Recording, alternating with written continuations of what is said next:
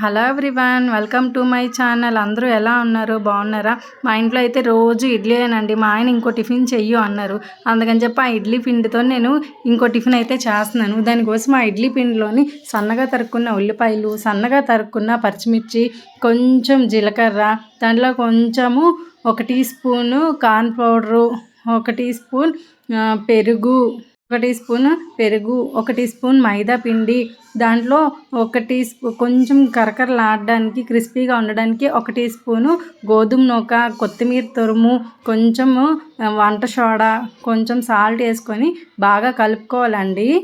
కలుపుకున్నాక దాంట్లో కొంచెం కొత్తిమీరని యాడ్ చేసుకోవచ్చు. ఇంకా కరివేపాకును కూడా బాగా వేసుకొని కలుపుకోవాలి. మంచి స్మెల్ వస్తుంది. కొత్తిమీర తింటుంటే మంచి టేస్ట్ కూడా ఉంటుంది. ఒక పక్కన పొయ్యి వెలిగించి దాని మీద ప్యాన్ పెట్టి ఆ ప్యాన్లోని కాగిన తర్వాత మనం నూనెని అయితే వేసుకోవాలండి. నూనె కాగిన తర్వాత ఇప్పుడు మనం కలుపుకున్న మిశ్రమాన్ని చిన్న చిన్న ముద్దలుగా వేసుకోవాలండి. ఎక్కువగా పెరుగు వేయకూడదండి. ఎక్కువ పెరుగు వేస్తే మనకి ముద్ద అనేది రాదు, జారిపోతుంది.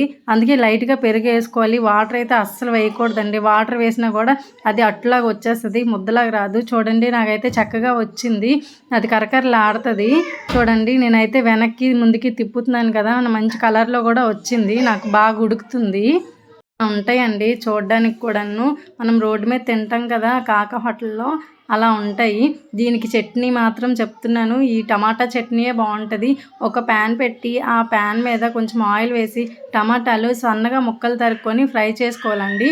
దాంట్లో కొంచెం ఉల్లిపాయలు కూడాను ఎక్కువ అవసరం లేదు, కొంచెం వేసుకోవాలి. కొంచెం జీలకర్ర, కొంచెం శనగపప్పు వేసి బాగా ఫ్రై చేయాలండి.